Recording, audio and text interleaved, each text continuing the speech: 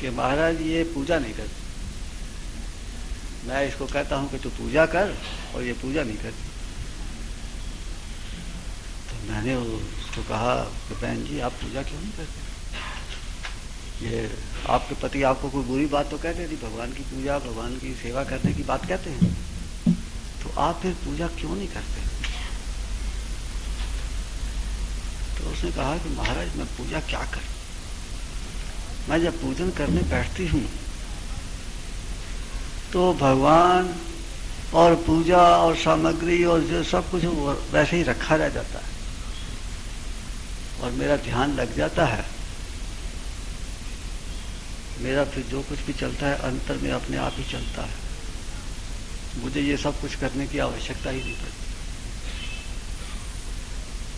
तो फिर मैंने उसके पति को कहा कि भाई तुम इसको पूजा करने के लिए मत कहा करो,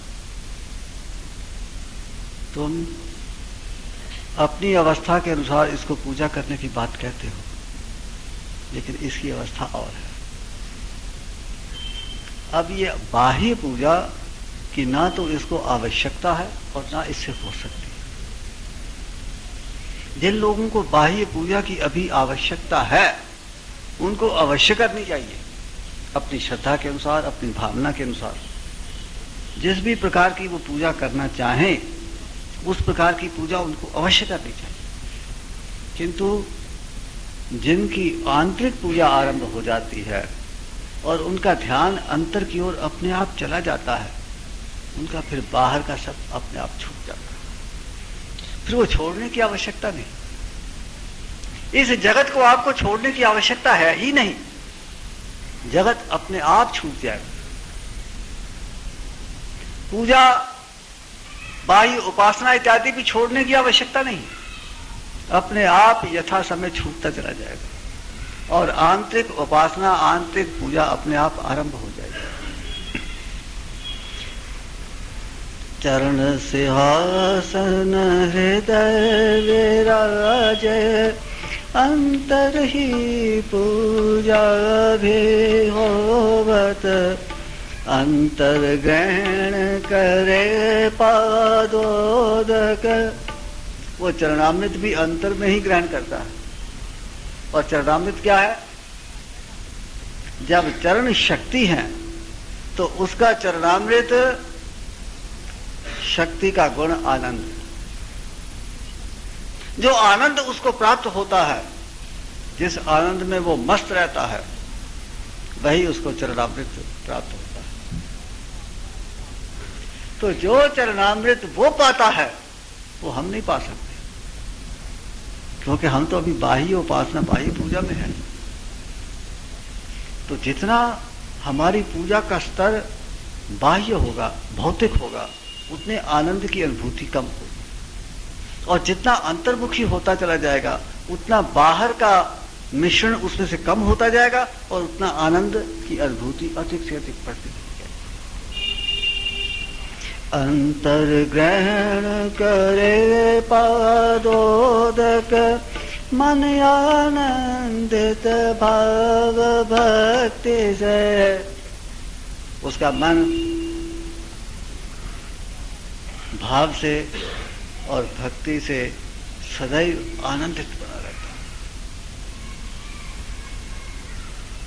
है। यही उसका चरणामृत है और इसी चरणामृत को प्राप्त करना हमारा लक्ष्य है, साधक का लक्ष्य है। सेवन पाद साधनायोत्तम। पाद सेवन अर्थात चरणों की उपासना, ये बड़ी उत्तम साधना है। लेकिन वो जो उत्तम साधना है वो भौतिक स्तर के ऊपर चरणों की सेवा नहीं है। आंतरिक स्तर के ऊपर, उच्च स्तर के ऊपर, सूक्ष्म स्तर के ऊपर, जहां कोई भौतिक चरण नहीं, सूक्ष्म चरण, और जहां कोई भौतिक पूजन भी नहीं, सूक्ष्म पूजन है, भाव का पूजन है, मन का पूजन है, भाव का और प्रेम का पूजन है। और जहां चरणामृत आनंद रूपी चरणामृत है। सेवन पाद साधनायोत्तम पावहि मन में तारे जग से। जो मन का भाव होता है, जो मन के अंदर आनंद पैदा होता है, वही जगत से तारता है। जितना आपके हृदय के अंदर भाव अधिक होगा। यहां पर मैं आप लोगों को एक बात फिर समझा दूं कि भाव और भावना में अंतर है। भावना आप करते हैं, किसी इष्ट देव की भावना की, उसका ध्यान करने का प्रयत्न किया, उसको स्मरण करने का प्रयत्न किया, उसके नाम का जप करने का प्रयत्न किया, उसकी पूजा करने का प्रयत्न किया, भावना को पैदा करने का प्रयत्न किया, तो भावना की जाती है। किंतु भाव चित्त के अंदर से अपने आप उदय होता है। तो जो हृदय का भाव है, अर्थात जो आप भावना करते नहीं, जो भाव अपने आप हृदय के अंदर होता है, जो आपके हृदय की स्थिति होती है, जो प्रयत्न नहीं होता, आपके हृदय की वैसी अवस्था होती है, उसमें जो भाव होता है, वही भाव आपको जगत से तार देता है। क्योंकि वो भाव ही आपको ज्ञान प्रदान करता है। भाव से ही चित्त में प्रेम उदय होता है, और भाव से आपके अंतर में योग अग्नि, ज्ञान अग्नि, भक्ति की अग्नि अधिक से अधिक प्रज्वलित होती है, और उसके अंदर आपके संस्कार और वासनाएं जल करके भस्मीभूत होती चली जाती। सेवन पाद साधनायोत्तम भाव ही मन में तारे जग से। चरण बिना कुछ देखत नाही। ऐसा जो भक्त होता है उसको सर्वत्र चरण ही चरण दिखाई देते हैं, सर्व शक्ति का ही प्रसाद दिखाई देता है। ये सारा जगत शक्ति की परिणति के रूप में ही वो देखता है।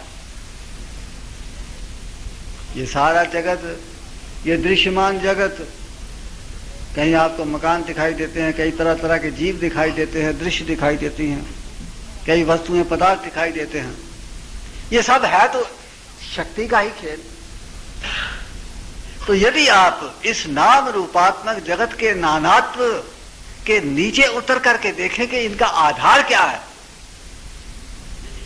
तो शक्ति अर्थात भगवान के चरण, वो शक्ति को जो सर्वत्र देखता है, जगत को नहीं देखता। जगत तो गौण होता है और शक्ति सर्वत्र फैली हुई दिखाई देती है।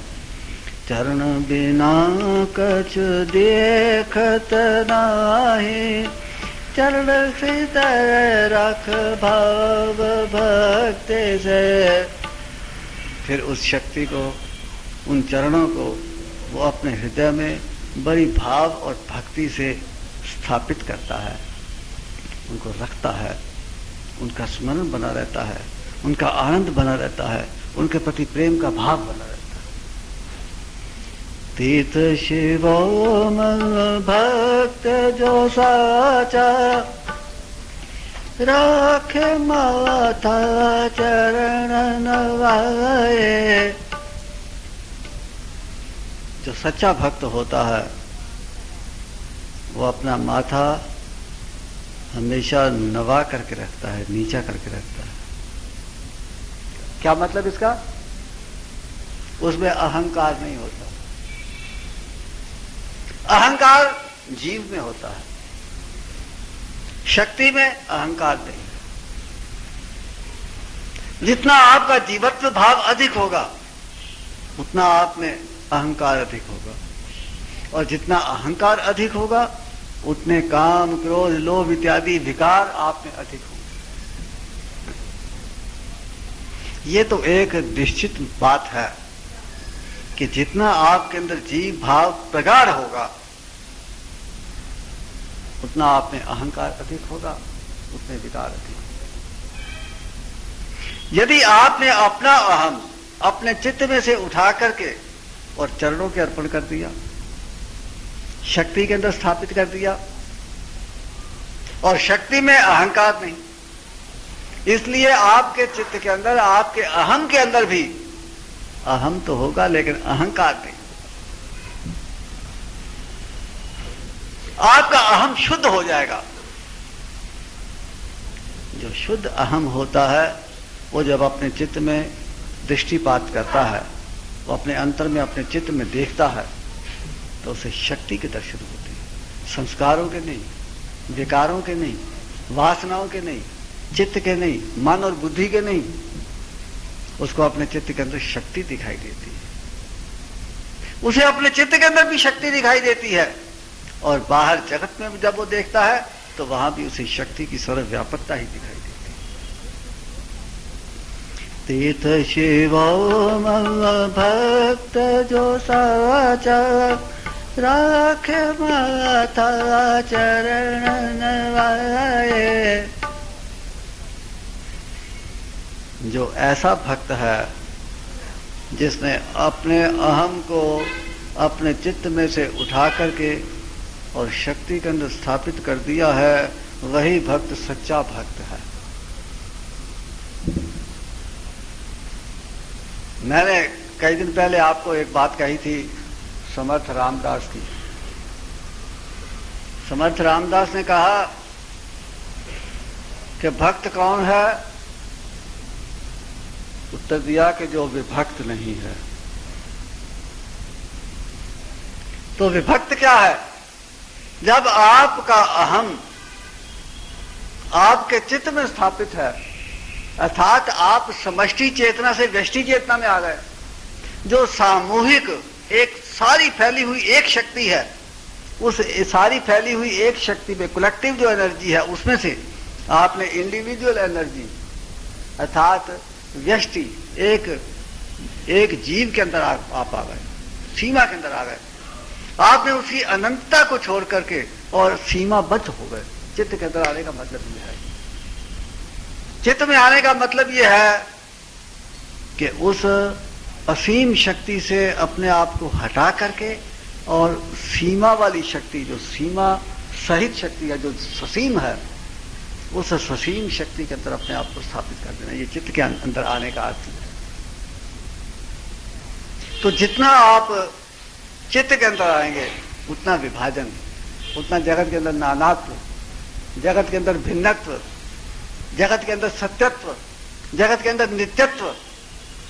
ये जगत नित्य है, ये जगत सत्य है, ये जगत में नाना नाम रूपात्मक जगत, उतने आप विभाजित होते चले गए। तो जब आप अपने अहम को चित्त में स्थापित करेंगे, आप विभाजित हो जाएंगे। और जब आप अपने अहम को चित्त में से उठा करके और शक्ति के अंदर स्थापित कर देंगे, तो आपका विभाजन समाप्त होगा और आप सच्चे भक्त हो जाओगे। तीर्थ शिवो मम भक्त जो साचा राखे माथा चरण नवाए। टूटे गर्व हो ये प्रभु शरण, उसका गर्व टूट जाता है, उसका सारा अभिमान चकनाचूर हो जाता है। उसको ऐसा वो जान जाता है कि ये जो अहम था, अहंकार था, ये सब मिथ्या था। इस अहंकार में कोई तत्व नहीं, कोई सार नहीं। हम निस्सार अहंकार के अंदर अपना जीवन यापन कर रहे हैं, और अहंकार के अंदर यापन करना सब अस्वाभाविक है। चित्त की स्वाभाविक स्थिति, अपने अहम की जो स्वाभाविक स्थिति है, वो अपने अहम को चैतन्य के अंदर स्थापित करने पर ही अनुभव में आती है। चैतन्य के अंदर स्थापित करने पर ही वो प्रकट होती है। उसका गुण है, जो अहम है उसका गुण है कि वो चैतन्य के अंदर पैदा होता है, किंतु चित्त के साथ जब उसका तादात्म्य होता है तो चैतन्य से हट करके वो चित्त के अंदर स्थापित हो जाता है और विभाजित हो जाता है। तो समर्थ रामदास कहते हैं, तीर्थ शिवो भक्त जो सचर राखे माथा चरण नवाए, टूटे गर्व हो ये प्रभु शरणे। उसका अभिमान सब चकनाचूर हो जाता है, अहंकार टूट के पता नहीं कहाँ जाता है, और प्रभु के शरणी अर्थात वो प्रभु के अंदर विलीन हो जाता है। वो प्रभु के चरणों में अपने आप को समर्पित कर देता है, अर्थात अपने आप को शक्ति के अंदर विलीन कर देता है। टूटे गर्व हो ये प्रभु शरणे, कटते ही जीवन भाव भक्ति से। फिर उसका जो बाकी का जो जीवन होता है वो भाव से, भक्ति से, ज्ञान में भगवान के साथ युक्त होकर बड़े आराम से, चैन से, आनंद से व्यतीत हो। अब आपको कैसा जीवन व्यतीत करना है ये आपके ऊपर। आपने टुकड़े टुकड़े होकर के जीना है कि टुकड़ों को जोड़ करके एक होकर के जीना है। जितना आप टुकड़े टुकड़े होगे उतना आपको दुख और क्लेश अधिक होगा, और जितना आप में एकत्व विकसित होता चला जाएगा उतना टुकड़े टुकड़े होने का दुख भागता जाएगा, दूर होता जाएगा। तो ये तो हुआ आज का सत्संग। अब मैं एक दो बातें आप लोगों से करना चाहूंगा।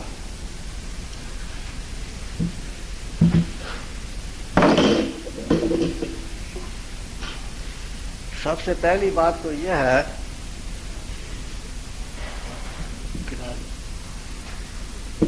बंदी के साथ वो लपेटी की किताब,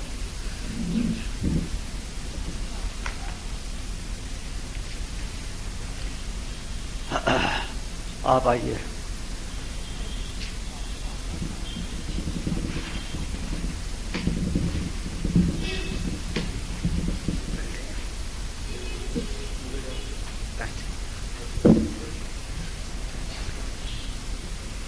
आप हैं डॉक्टर वल्लभ दास मेहता, भोपाल में रहते हैं। हमारे एक गुरु बंधु थे, आप सब जानते ही हैं, स्वामी नारायण देव तीर्थ, देवास में रहते थे वो। और वहां पर वो तकरीबन 31 साल रहे देवास के तरफ, अंदाजा है। हमारा उनका बड़ा प्रेम था, हमारे ऊपर उनकी बड़ी कृपा थी। आज वो हमारे बीच में उपस्थित नहीं है।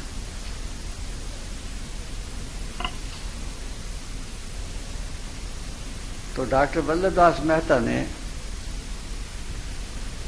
उनकी जीवनी और कुछ उपदेश लिखे।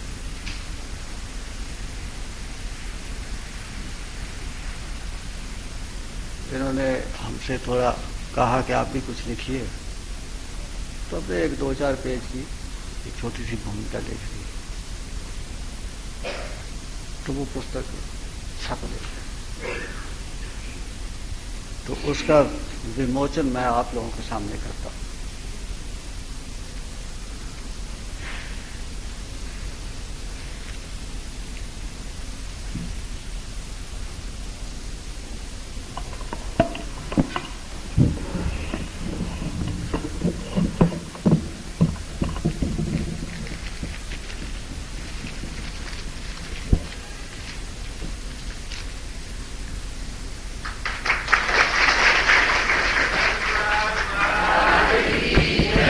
का नाम है कर्म योगी साधु स्वामी नारायण देव तीर्थ, जीवन कथ्य एवं उपदेशामृत।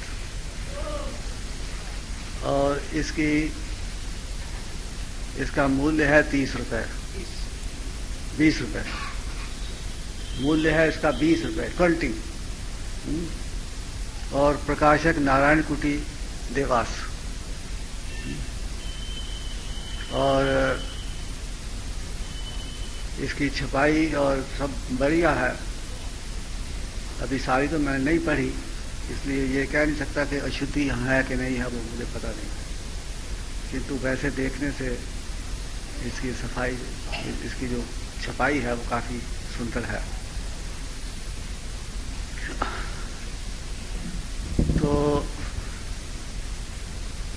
स्वामी नारायण तीर्थ देव महाराज जो थे,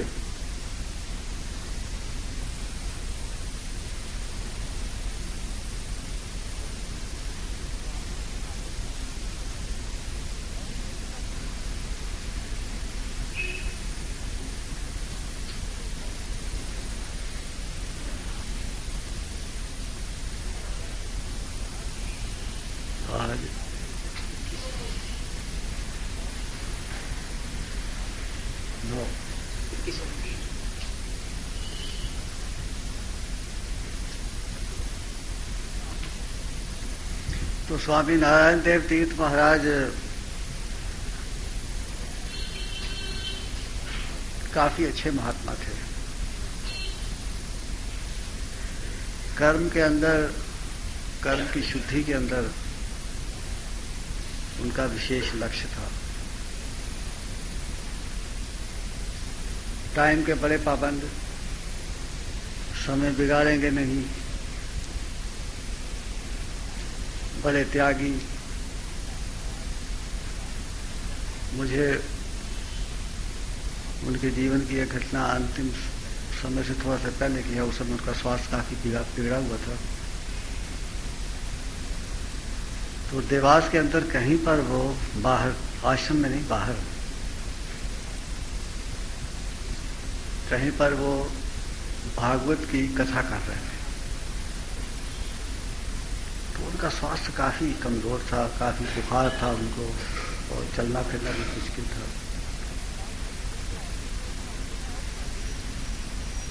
कुछ लोगों ने मुझे कहा कि आप स्वामी जी से कहिए कि वो कथा करना बंद कर दें, क्योंकि उनका स्वास्थ्य इस योग्य नहीं है। मैंने भी कहा ठीक है, जब स्वास्थ्य ठीक नहीं है तो फिर ये सब करने की क्या आवश्यकता है। तो मैंने उनको कहा, कहने लगे महाराज कृपा करके आप ऐसा आदेश मत दें, क्योंकि भागवत जब एक बार आरंभ हो जाता है तो फिर उसको, अब कैसी भी अवस्था हो, ये शरीर तो जाना ही है, इसलिए उस भागवत को तो अब मुझे पूरा कर ही देंगे। तो ऐसे वो दृढ़ निश्चय, और शरीर त्यागने से कुछ समय पूर्व ही जब नवरात्र आए, उस समय शरीर उनका काफी अशक्त था। उस समय भी नवरात्रों में उन्होंने 9 दिन का उपवास किया, इतनी कमजोरी के अंदर। सब डरते थे कि इस नवरात्रों का उपवास ये कैसे करेंगे, लेकिन 9 दिन उन्होंने कुछ नहीं खाया और उपवास पूरा किया। उसके थोड़े दिनों के बाद फिर चले गए। तो उनके जो जीवन है उसको लिखा है मेहता जी ने, और उनके कुछ उपदेश भी इसमें लिखे हैं।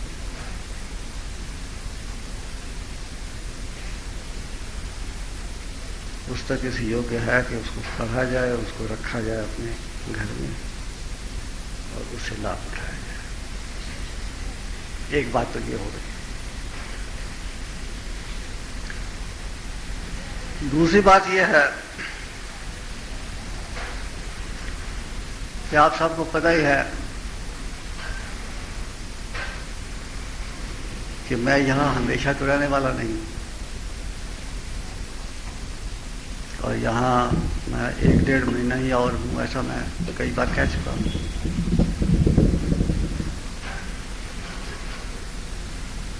तो अब हमारी जो रहने की जो कुटिया है वो खंडवा रोड पर बन रही है।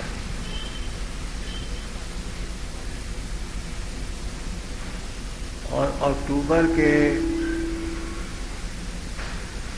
अंत तक हम उसमें चले जाएंगे, या नवंबर के आरंभ में चले जाएंगे, किंतु उसका वास्तु पूजन हम दशहरे को करेंगे।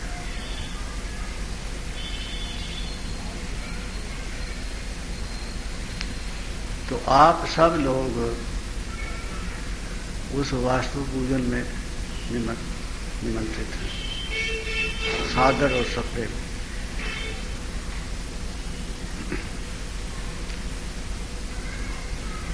कुछ लोगों ने तो रास्ता देखा है, जैसे यहाँ पर मेहता जी हैं, डॉक्टर राठौर हैं और पल्लव है, इन्होंने रास्ता देखा है। इनसे पूछा जा सकता है, या फिर उससे पहले उसका एक नक्शा बना करके छपवा करके हम उसको सर्कुलेट कर देंगे, तो आप सबको मिल जाएगा कैसे आना, वैसे कैसे पहुंचना। क्योंकि अभी तो वहाँ रास्ता ढूंढना, कुटिया को ढूंढना बड़ा मुश्किल है।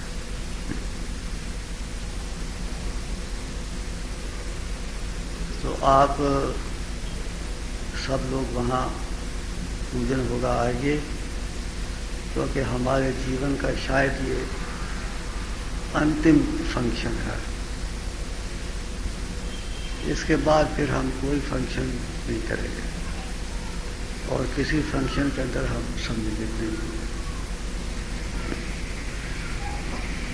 एक बार आप लोगों को कुटिया दिखा देना और उसके बाद अपनी साधना में लग जाना।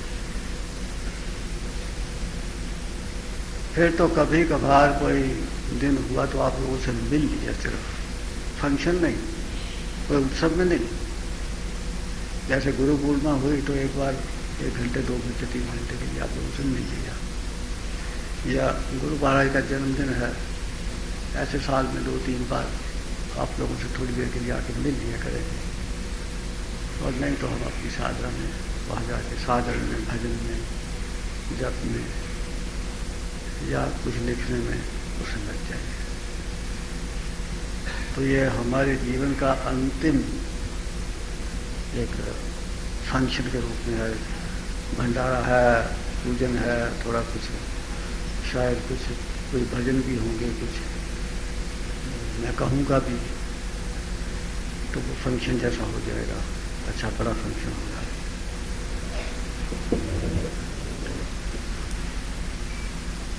बाकी इस संबंध में जो चर्चा है वो आने वाले दिनों में जब जैसी आवश्यकता होगी वैसा होगा। तो अभी आपको यही कहना काफ़ी है कि दशहरे पर गुरु महाराज का जन्मदिन है। देवास में महाराज का पूजन होगा, प्रसाद वितरण होगा, और जो भंडारा वहाँ होता वो नहीं होगा। पूजन करके और प्रसाद लेकर के सब यहाँ आ जाएंगे। और यहाँ भी इस आश्रम पर भी पूजन होगा, कुछ प्रसाद वितरण होगा।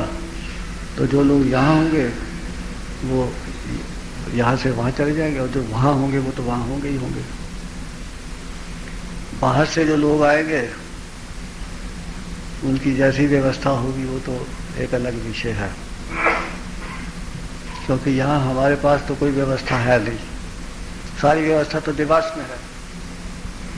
तो आने वाले या तो देवास में ठहरेंगे या फिर यहाँ जो भी थोड़ी बहुत व्यवस्था वो अपने आप कर लेंगे, या हमसे हो सकेगी उनकी कर दी जाएगी। और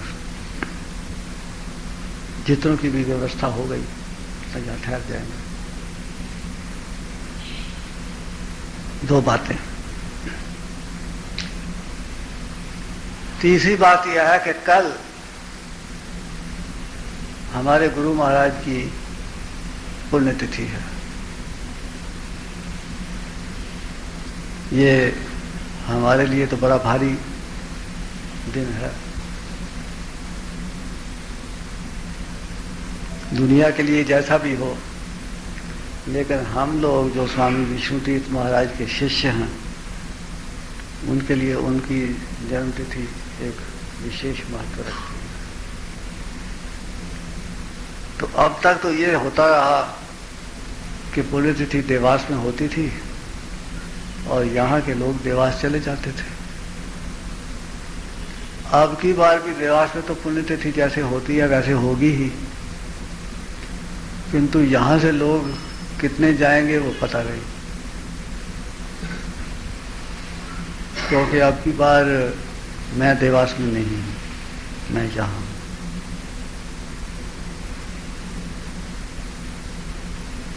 तो जो लोग देवास में जाएंगे बड़ी अच्छी बात है, वो तो फंक्शन तो वहीं होगा। लेकिन यहाँ कुछ छोटा मोटा उत्सव तो अभी तक तो नहीं होता था, लेकिन अब की बार कोई थोड़ा बहुत उत्सव इसका होना चाहिए, क्योंकि सब लोग देवास नहीं जाएंगे, ऐसा मेरा अनुमान है, कल्पना है। तो सुबह जो लोग आ सकेंगे वो सामूहिक साधन में यहाँ बैठेंगे।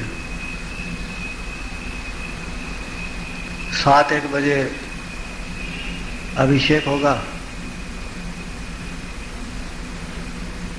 कोई 9-9:30 बजे गुरु महाराज की आरती होगी। और जो लोग यहाँ होंगे, यहाँ जो लोग आएंगे, उनका भोजन होगा। अब आप लोगों में से कितने लोग यहाँ आएंगे मुझे नहीं पता। कितने लोग आएंगे हाथ खड़े करें जरा। ये यहाँ वाले हैं कि देवास जाने वाले हैं? यहाँ वाले। तो ये तो इतने ही हैं कि और भी हैं? क्योंकि भैया आपको पता नहीं कि कितने का भोजन बनाना है, क्या करना है, आपको पता नहीं। तो ये तो अंदाजन 100-1 आदमी होगा है?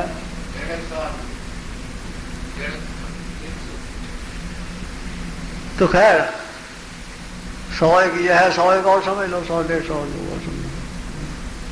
तो उन लोगों का भोजन होगा और फिर शाम को 5 बजे से 7 बजे तक, जैसे ये रोज कार्यक्रम होता है, आज हुआ है, इसी तरह कल भी एक विशेष कार्यक्रम होगा। उसमें गुरु महाराज के ऊपर कुछ मैं भी थोड़ा सा कहूँगा, और कोई कहना चाहेगा तो वो भी कहेगा, और कुछ भजन होंगे, कुछ पंकज भाई भजन कहेगा, या और कोई भजन कहना चाहेगा तो वो भी कहेगा। तो 5 बजे से 7 बजे तक ये सभा जैसी संडे को यहाँ होती है, ऐसी कल एक विशेष सभा है। तो जो लोग कल आ सकें, सुबह के पूजन में, सुबह अभिषेक में, फिर पूजन में, फिर भोजन में, फिर शाम के सत्संग में। आप सभी कार्यक्रमों में नहीं आ सको तो जिस कार्यक्रम में आ सको, आपका स्वागत है। ये सूचना आप लोगों को दी थी। इसके बाद और कोई बात करनी है? भजन है?